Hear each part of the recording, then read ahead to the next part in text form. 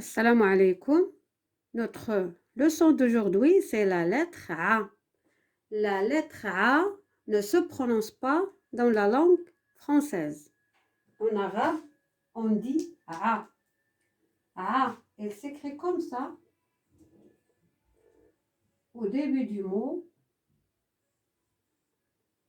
au milieu du mot et à la fin du mot. Et je vais expliquer comment l'écrire de ces 4 façons. Au début du mot, lorsqu'on veut commencer un mot, on commence par A comme ça. A, elle est comme ça. Au début du mot, elle est attachée à la lettre suivante et la lettre précédente. Alors, elle s'écrit comme ça. À la fin du mot, elle s'écrit de 2 façons. Lorsqu'elle est attachée à la lettre précédente, elle est comme ça, avec ce trait-là. Elle est attachée. Voilà.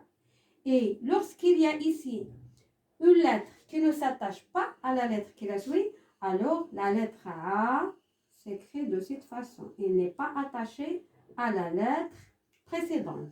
Alors, la lettre A, du début du mot, du milieu du mot et les 2 façons de la fin du mot, lorsqu'elle est attachée et lorsqu'elle n'est pas attachée.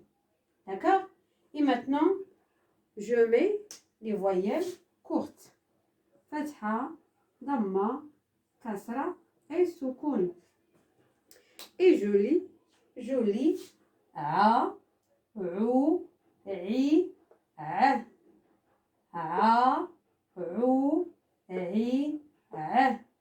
Maintenant, je passe aux voyelles longues.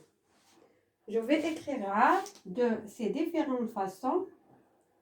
Voilà, comme ça, ou bien comme ça, ou bien comme ça. Au début et au milieu du mot, il s'écrit comme ça. Au début, au milieu, voilà.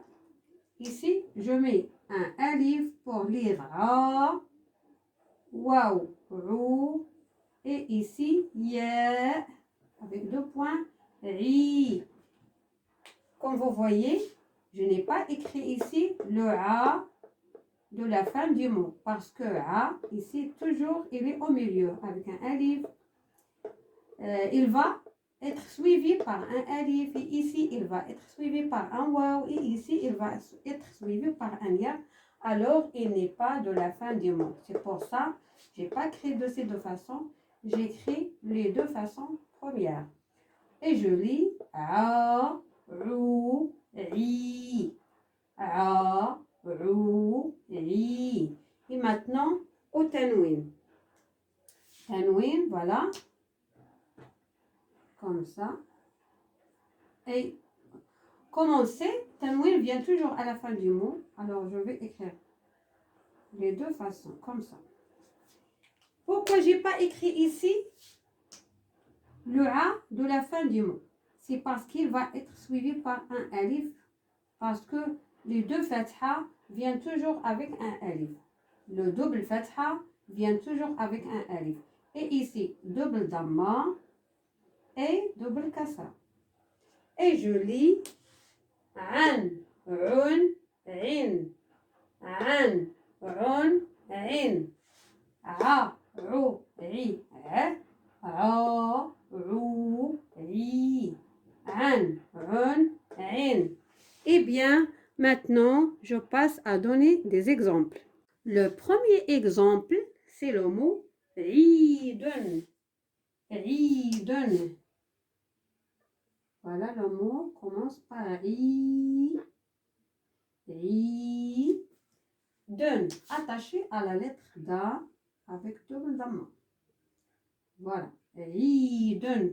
On voit ici que le mot commence par A avec une longue voyelle. Ri. Pour faciliter la lecture, j'ajoute un kasra, bien une kasra, et je lis ridun. Voilà le R du début du mot avec une longue voyelle. Ya, on lit ri, et il s'attache à dun avec double damma. Ridun. Ridun. Ridun en français, c'est la fête. c'est la fête. Voilà, la fête. Et le deuxième exemple, c'est le mot ba'atha. Le mot commence par ba, a. Voilà le a ici, il est au milieu du mot. A, ba'a, ta. Ta avec 3 points. Ba'atha. Ba'atha. Le mot commence par ba et le a, il est au milieu, attaché à ba et attaché à ta. Attaché à ça. C'est ba'atha. Ba'atha, c'est un verbe, veut dire le verbe envoyer. Envoyer. Voilà. C'est envoyer. Et le dernier exemple, c'est le mot sami'a. Sami'a. Cet exemple, c'est avec a à la fin du mot. Ça. Voilà. Ça. Mi. Et a à la fin du mot. Voilà. Sami'a.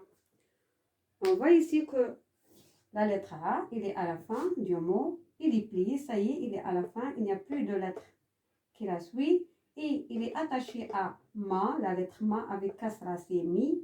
Et ça. Sami'a. Sami'a veut dire entendre. Le verbe entendre. Entendre. Voilà. Et je relis. Eidun ba'atha sami'a.